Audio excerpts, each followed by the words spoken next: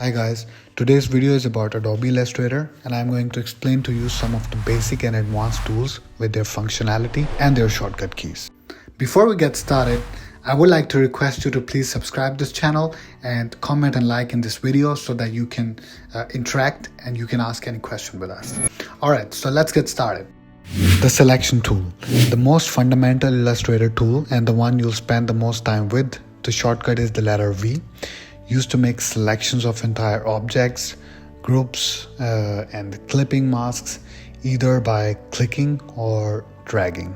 The tool is also used to move, scale, rotate, and round corners. The direct selection tool. The shortcut is the letter A, used to select and move individual parts, anchor points, and handles. It also selects individual objects inside groups or clipping masks. If they have a fill, you can click on it. Rounding corners is also possible. The group selection tool, no default shortcut, used to select objects inside a group without having to, even ungroup them. The next one is the magic wand tool. The shortcut is the letter Y, used to select objects with similar properties such as color and stroke. It selects any object on your document, including one in groups and clipping masks. Options for magic wand can be changed in magic wand panel. The lasso tool. The shortcut is letter Q.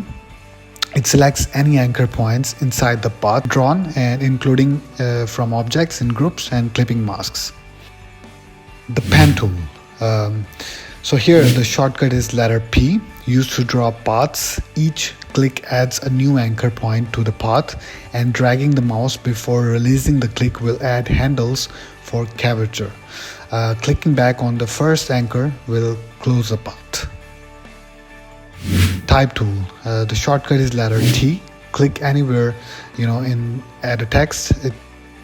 Clicking and dragging will create a text box. Click on top of already existing text to edit it.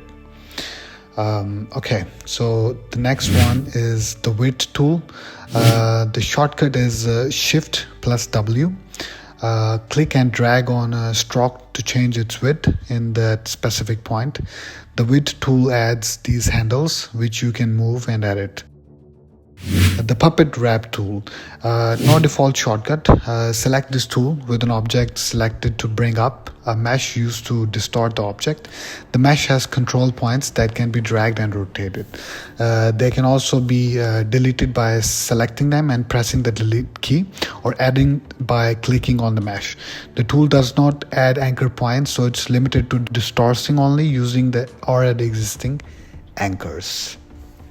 Alright, the live paint bucket tool. The shortcut is the letter K. Select multiple objects and click using the live paint bucket to create a live paint group. After that, you can click on the enclosed path to paint it with the select color. You can also select the color palette on Swatches panel and switch colors using the left and right arrow keys.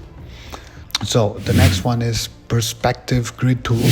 The shortcut is Shift P. Selecting this tool brings up the perspective grid in the artboard. The grid angles can be adjusted with the multiple control points in the grid. While the grid is active in the artboard, objects can be created with the specific side of the perspective. The side can be changed in the icon that stays in the corner of the screen while the grid is active. To close the grid, select the perspective grid tool and click the X on the icon. So you can also change the number of points on the perspective grid menu. The next one is the mesh tool. The shortcut is letter U. This gives you very realistic colors in your shapes. If you use it correctly, click on a selected object to create a color mesh. Each click adds a new point in the mesh, which can be painted on different colors. The next one is gradient tool. The shortcut is letter G. Click and drag on an object that is painted with the gradient to adjust the angle and position of the gradient, as well as the position of colors and transitions.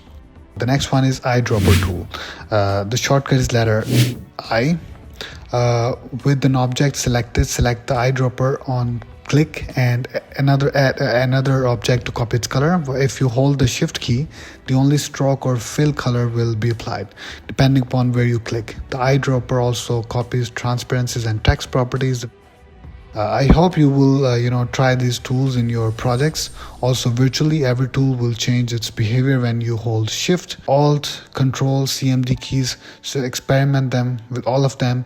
A lot of tools will also open up customization menus, which you can hit the enter key with the tool selected. So experiment with this as well. Thank you for watching, and if you have any question, please link the comment section and just let us know.